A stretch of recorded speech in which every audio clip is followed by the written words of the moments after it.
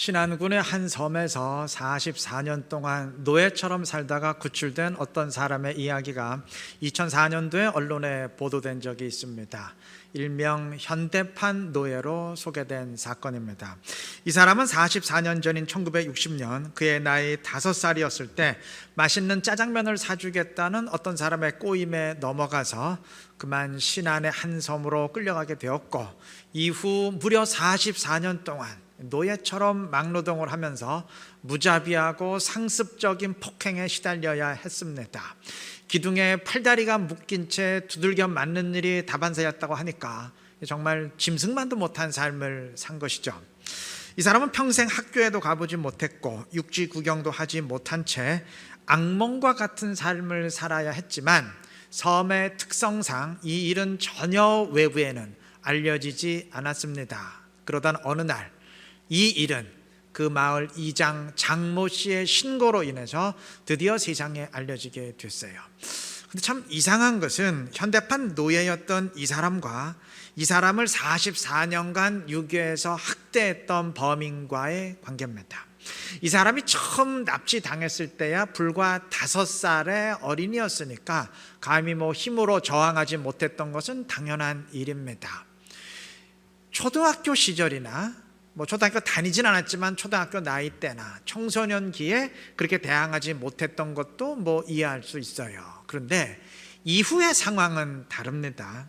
섬에 끌려간 이후 44년이 지나면서 이 사람은 건장한 체격에 20대, 30대를 지나서 40대 후반이 되었고, 반대로 이 사람을 납치했던 범인은 아주 늙고 힘없는 노인이 되었어요. 이제 힘으로 보나 덩치로 보나 오히려 유괴당했던 이 사람이 범인을 여지없이 제압할 수 있는 상황이 되었습니다. 아니, 그 이전 이미 20대 때부터 충분히 그렇게 할 수 있었어요. 근데 참 이상하게도 이 사람은 그동안 저항 한번 하지 않았습니다. 오히려 짐승처럼 맞고 지내면서도 범인의 말을 잘 따르고 심지어 그를 극진히 보살펴 주기까지 했어요. 이 사람이 노예 생활에서 벗어난 것 역시 그 자신의 노력과 저항 때문이 아니었습니다. 그 마을 이장의 신고가 없었더라면 이 사람은 아마 계속 그 생활을 지속했을지 모릅니다. 어떻게 그런 일이 있을 수 있는가 의아할 수 있지만 심리학자들은 충분히 가능하다고 말합니다. 그네들이 말하는 전문 용어로 학습된 무력감 때문입니다. 예를 들어서 황야의 야생마를 잡아서 안장을 얹고 고삐를 달면 처음에는 사납게 날뛰면서 도망치려고 합니다. 그런데 그런 상황이 계속 지속되다 보면 어느 순간부터는 더 이상 날뛰거나 도망치려 하지 않게 됩니다. 풀어놓았는데도, 얼마든지 도망칠 수 있는데도 도망치지 않습니다. 나는 도망칠 수 없다는 무력감에 완전히 사로잡혔기 때문입니다.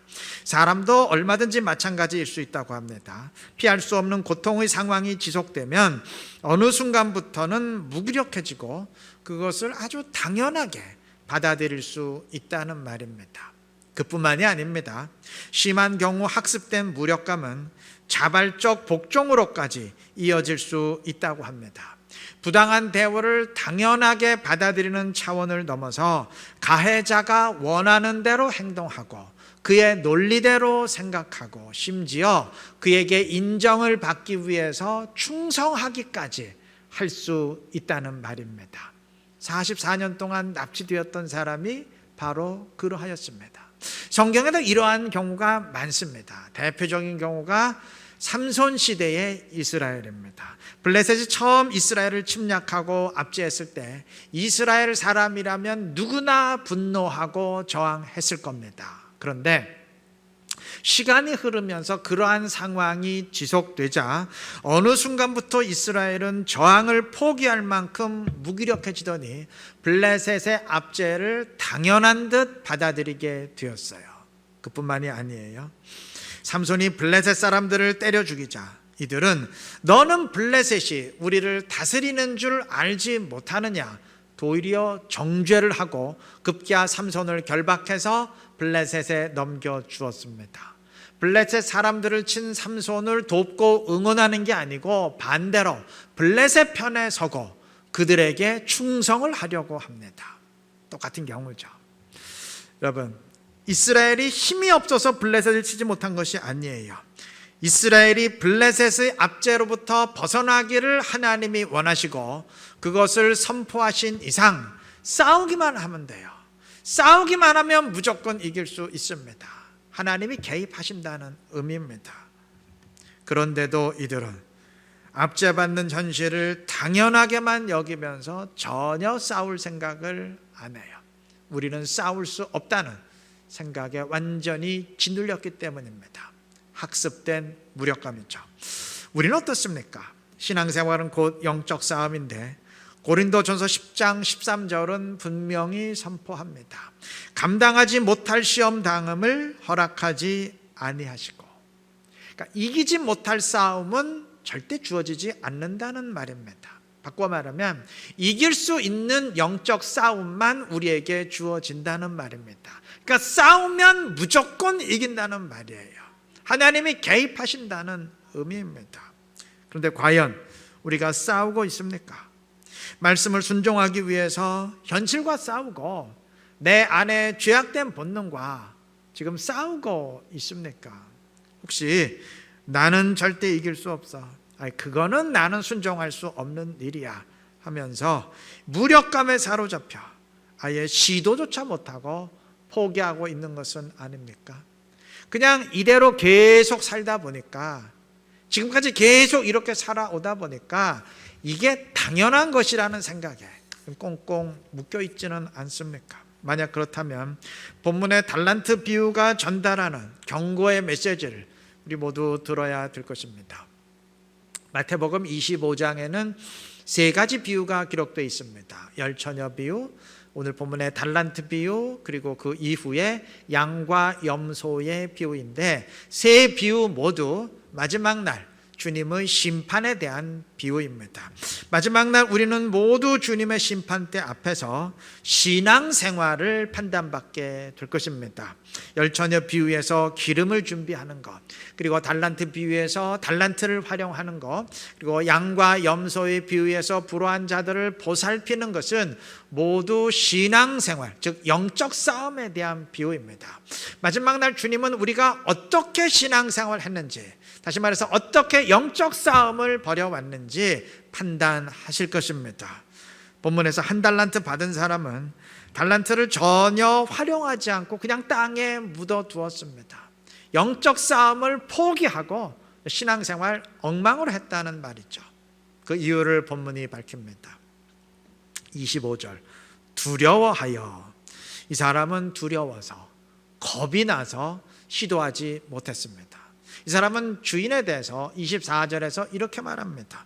주인이여, 당신은 굳은 사람이라 심지 않은 데서 거두고 해치지 않은 데서 모으는 줄을 내가 알았으므로.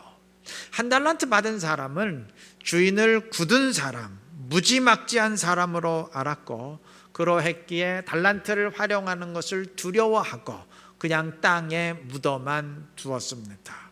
자, 이 비유에서 주인은 우리의 주인 대신 주님을 의미하는데, 주님을 해도 너무한 분, 무지막지한 분으로 여기면서 영적 싸움을 두려워하고 포기하는 사람들이 누굴까요? 오늘 우리가 흔히 볼 수 있는 사람들입니다. 아니, 어쩌면 우리 모두가 경우에 따라서 이 사람에 해당될 수 있을 것입니다. 아니, 전도는 성격적으로 외향적인 사람만 할 수 있는 거지, 나는 성격이 지극히 내성적인데 뭐 나 같은 사람도 해야 된다고? 전부 다? 주님 진짜 융통성 없이 너무하신다. 이런 자본주의 시대에 진짜 11조 하면서 살라고? 내 형편 빤히 아시면서 이 벼룩의 간을 빼먹자는 얘기지. 하나님은 정말 피도 눈물도 없으시다. 너무하시다. 지금 이 세상에서 세상의 사고방식대로 살지 말고 말씀의 가치관대로 살라고, 자기를 부인하고 왼뺨 치면 오른뺨도 돌려대라고. 그러니까 말이 그렇다는 게 아니고 진짜 그렇게 살라고. 그게 살라는 말이야. 죽으라는 얘기지 등등. 여러분, 우리 하나님을 인간의 현실은 전혀 고려하지 아니하시고 내 형편은 전혀 고려하지 않으시고 지금 세상 물정이 어떻게 되는지 그건 전혀 고려하지 아니하시고 하나님 생각만 하시는 무지막지한 하나님으로 여기면서 영적 싸움을 포기하고 두려워하는 사람들, 내가 정말 그대로 순종하다가는 나는 살 수 없지, 어떻게 살라는 말이야 세상을 두려워하며 포기하는 사람들이 곧 오늘 이 시대에 한 달란트 받은 사람에 해당될 것입니다. 사실 우리 모두가 인간의 연약함으로 인해서 종종 이에 해당될 수 있지 않겠습니까? 구약 백성들도 종종 그러했습니다. 출애굽한 백성들은 가나안에 거인들이 살고 있다는 정탐꾼들의 보고를 듣고 경악했어요. 이들은 절망했습니다. 아니, 우리 보고 그 거인들과 싸우라고. 하나님이 우리를 출애굽시켰기 때문에 우리는 다 가나안에 들어갈 수 있도록 하나님이 준비해 놓으신 줄 알았지. 근데 이건 우리 보고 죽으라는 얘기잖아. 우리를 다 여기서 죽이려고 여기까지 끌고 오신 것이잖아. 하나님을 정말 무지막지한 하나님으로 원망했습니다. 들어가서 싸우면 무조건 이길 수 있는데 승리를 주시기 위해서 하나님이 그곳까지 인도해 오신 것인데 이들은 우리는 절대 이길 수 없다는 무력감에 사로잡혀서 하나님만 무지막지한 하나님으로 원망했습니다. 하나님만 우리를 다 죽이시려는 하나님으로 원망했습니다.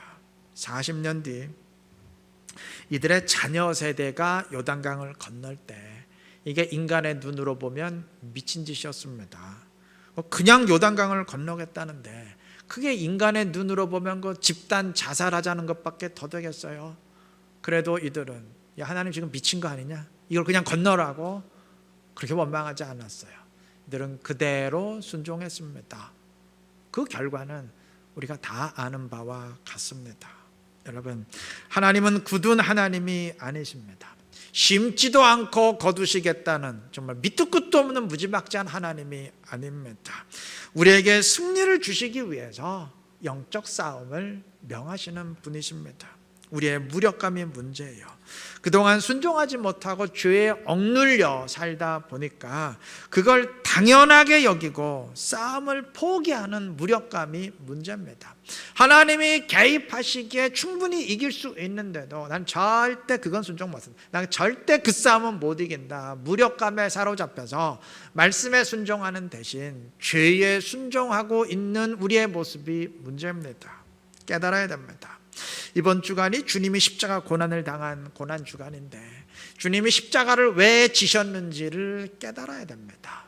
로마서 5장 6절은 분명히 선포합니다.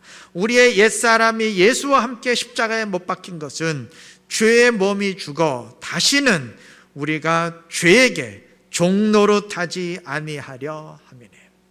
주님이 십자가를 지신 이유는 우리의 죄 문제를 해결해 주심으로 우리가 더 이상 죄에게 순종하는 죄의 종노릇하지 말도록 하기 위함입니다.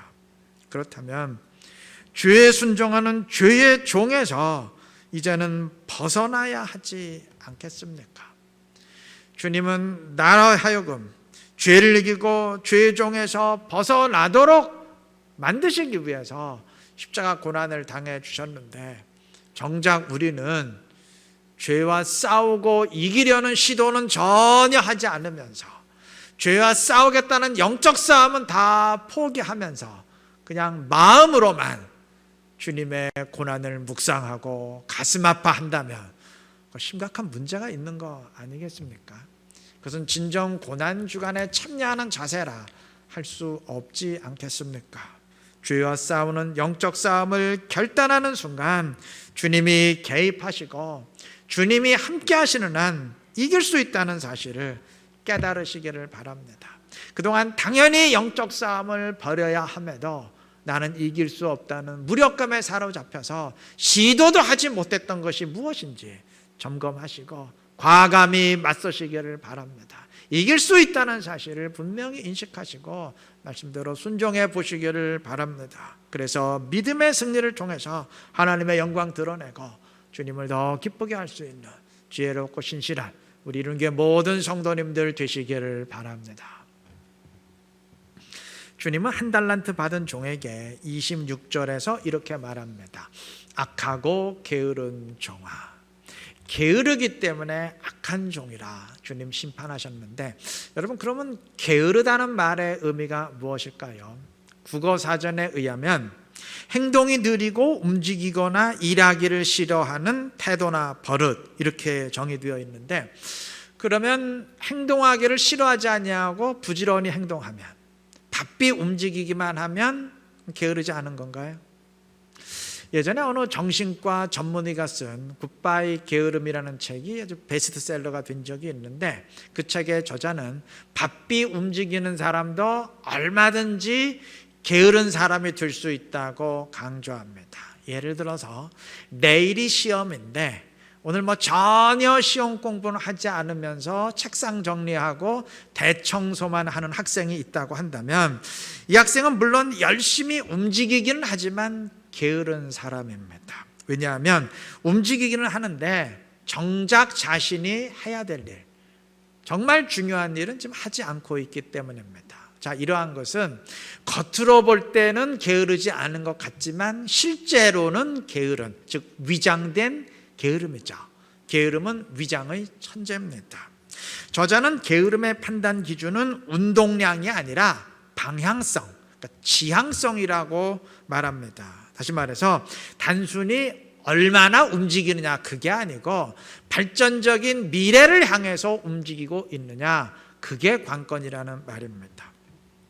위장된 게으름에 빠진 사람은 지향성이 없습니다. 오늘과 내일이 전혀 연결되지를 못하고 그냥 하루하루가 제각각입니다. 그렇잖아요. 내일의 시험과 오늘의 대청소, 무슨 연관이 있습니까? 집안 대청소하면 시험 잘 보게 되나요? 연결이 안 되죠. 반면 발전적인 미래 지향성을 지니고 움직이는 사람은 오늘과 내일이 연결되고 자신이 바라보고 추구하는 미래와 연결됩니다. 내일의 시험과 1년 뒤의 시험과 오늘의 시험 공부는 일직선상으로 연결되지 않겠습니까? 저는 이 책을 읽으면서 이 말이 맞다. 신앙적인 게으름, 영적인 나태함과 게으름 역시 우리가 다시 정의해야 된다. 이 책의 정의대로 정의해야 된다. 저는 그러한 판단이 들었습니다. 여러분, 본문에서 한 달란트 받은 사람이 해야 할 일은 달란트를 활용하는 일이었습니다. 주인이 그것을 명하셨고 그것을 기준으로 판단하실 것이기 때문입니다. 학생으로 친다면, 시험으로 친다면 그게 시험 과목이기 때문입니다. 근데 이 사람은 그 일을 전혀 하지 않았어요. 이 사람도 주님이 오기까지 나름대로 무언가를 하면서는 살았을 겁니다. 그런데 정작 주님이 맡기신 일, 자신이 정작 해야 되는 가장 중요한 일은 하지를 않았습니다. 그게 문제죠. 명심하십시다. 우리가 교인으로서 나름대로 이것저것 활동할 수 있어요. 주일마다 예배 참석하고 교회 기관에 소속되어서 이런저런 교회 활동하고 심지어 외부 활동까지 하고 또 성경 공부에 열심히 참여하면서 말씀을 배우고 등등 이런저런 활동하면서 바삐 움직일 수 있습니다. 그러면서 나는 영적으로 굉장히 부지런한 사람이야, 나는 정말 열심히 신앙생활하는 사람이야 라고 자부할 수 있어요. 근데 명심하십시오. 그러한 사람이라 할지라도 얼마든지 주님으로부터 악하고 게으른 자라고 책망받을 수 있음을 반드시 명심해야 될 것입니다. 방금 언급했던 일들이 물론 분명 필요한 일입니다. 또 해야 되는 일이죠. 예배 당연히 참석해야죠. 필요한 경우 교회 활동해야죠. 그리고 성경 말씀 당연히 배워야죠. 분명 필요한 일입니다. 그러나 만약 그것으로만 끝난다면, 그것을 위해서만 부지런히 움직이고 있다면 그 사람 영적으로 게으른 사람입니다. 오늘과 마지막 날이 전혀 연결되지 않기 때문입니다. 정말 그리스도인으로서 해야 될 일을 하지 않고 있기 때문입니다. 마지막 날 우리 모두가 주님 앞에 설 때에 주님은 예배를 몇 번 참석했는지, 교회 활동을 어느 정도나 했는지, 성경 공부 어느 정도나 하고 말씀을 어느 정도나 배웠는지 그것을 우리를 판단하지 않으십니다. 그건 시험 과목이 아닙니다. 주님은 마지막 날 신앙생활을 판단하십니다. 오늘 비유대로 한다면 달란트를 활용한 것, 기름을 준비한 것, 영적 싸움을 어떻게 싸우며 신앙생활을 했는지 그것을 판단하십니다. 다시 말해서 얼마나 예배에 참석했는지가 아니라 얼마나 예배한 대로 살아가면서 신앙생활을 했는지를 판단하시고, 얼마나 성경 공부에 참여해서 말씀을 배웠는지가 아니라 얼마나 말씀대로 살면서 순종했는지를 판단하시고, 얼마나 기도하고 찬양했느냐가 아니라 정말 어느 정도나 기도하고 찬양한 대로 살아가면서 신앙생활 했는지 그것을 판단하실 것입니다. 그런데 말씀대로 살려는 시도와 영적 싸움은 없으면서 단지 이것저것 말씀을 배우는 데만 분주하다면, 또 예배하고 기도한 대로 살려는 시도는 없으면서 그냥 예배와 기도 자체에만 열심이라면, 이런 식으로만 분주하게 움직인다면 오늘 우리가 움직이고 있는 내용과 마지막 날 주님이 판단하실 내용이 맞지를 않아요. 핀트가 안 맞아요. 오늘과 마지막 날이 전혀 연결되지를 않습니다. 이거 학생으로 따지자면 시험 공부는 죽어라 열심히 하는데 가만 보니까 시험 볼 과목도 아닌데 그것만 공부하고 있는 거예요. 꼭 그거와 똑같습니다. 부지런한 것 같지만, 이것저것 바삐 움직이는 것 같지만 사실은 주님 앞에서 게으른 자여 라는 책망을 받게 될 것입니다. 여러분, 공부 열심히 한 학생이 꼭 공부가 즐거워서 하는 것일까요? 그렇지는 않을 겁니다. 그럼에도 자발적으로 하는 이유는 자신의 미래를 위해서 그것이 필요하다고 느끼기 때문입니다. 사람은 필요를 느낄 때 행동하게 돼 있습니다. 또한 가치를 느낄 때도 사람들은 움직입니다. 평소에 말이 없고 상당히 내성적인 사람도 자신이 굉장한 가치를 느끼는 일에 대해서만큼은 적극적으로 말하고 행동하게 돼 있어요.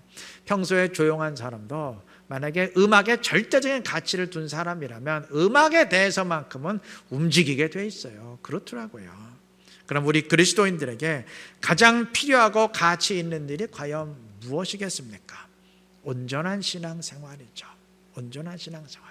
오늘 비유의 표현대로 한다면 달란트를 활용하는 일, 그 앞에 비유의 표현대로 한다면 기름을 준비하는 일. 온전한 신앙생활, 영적 싸움이죠. 왜냐하면 주님이 그것으로 우리를 판단하실 것이기 때문입니다. 때문에 그것은 하나님의 영광을 위해 이 땅에서 사는 길이 될 것이고, 나를 영원한 하나님 나라로 인도하는 길이 되고, 또한 나의 미래를 책임지는 일이 될 것입니다. 아까 언급한 굿바이 게으름의 저자는 게으른 사람은 미래를 생각하기를 거부하는 사람이라고 말합니다. 미래를 떠올려봤자 골치가 아프고 마음이 괴로우니까 아예 생각을 회피하려 한다는 말입니다. 자, 그럼 이 말을 뒤집어 말하면 미래를 바라보며 사는 사람은 게으른 사람이 아니겠죠? 영적으로 말한다면 마지막 날의 그 심판을, 그 미래를 바라보며 준비하며 사는 사람은 절대 악하고 게으른 종이 되지 않겠죠. 그 반대로 신실한 사람이 되겠죠. 이 책의 저자는 미래에 대한 생각이 오늘을 변화시킨다고 말합니다. 어느 알코올 중독자가 어느 날 딸 아이의 눈망울을 보면서 거짓말처럼 각성합니다. 이 아이의 미래를 위해서 내가 더 이상 이렇게 살 수가 없어. 여러분, 우리는 얼마든지 미래를 떠올리면서 변화의 계기를 만들 수 있습니다. 그래서 저자는 미래에 서서 오늘을 바라보는 시점의 전환이 필요하다고 강조하면서 자신의 유언장을 좀 미리 작성해 보든지, 아니면 자신의 장례식을 미리 기획하는 등의 일을 한번 해보라고, 그런 식의 일을 한번 해보라고 조언을 합니다. 저는 오늘 본문의 메시지가 바로 그것이라 생각합니다. 죽음을 통과한 뒤 주님 앞에 서야 하는 그 마지막 날의 시점에서 오늘의 삶을 진단해 보라는 것이 오늘 본문을 통해 들려주시는 주님의 메시지가 아니겠습니까? 마지막 날 주님이 과연 달란트를 어떻게 활용했는지 그것을 판단하실 터이니 지금 내가 과연 달란트 활용하고 있는지, 영적 싸움을 싸우면서 온전한 신앙생활하고 있는지, 오늘의 삶과 마지막 날의 판단이 연결되어 있는지, 핀트가 맞고 있는지 점검해 보라, 그러한 의미가 아니겠습니까? 미래를 떠올리면 오늘의 변화를 이루어 갈 수 있지 않겠습니까? 마지막 미래를 바라보며 사는 사람은 절대 게으를 수 없습니다. 그날과 오늘이 연결되기 때문입니다. 우리 모두 게으른 종이 아니라 신실한 종, 착하고 충성된 종 되어야 하지 않겠습니까? 오늘의 삶에서 영적 싸움을 싸우는 온전한 신앙생활을 통해서 주님이 나를 판단하실 그 마지막 날과 오늘의 삶을 연결시켜 가시기를 바랍니다. 그래서 주님 앞에 설 때에 악하고 게으른 종이라 책망받는 우리가 아니라 반대로 착하고 충성된 종이라 칭찬받으면서 하나님 나라의 주인공으로 영광 가운데 들림받을 수 있는 지혜롭고 신실한 우리 모두가 되시기를 그리스도의 이름으로 축원합니다.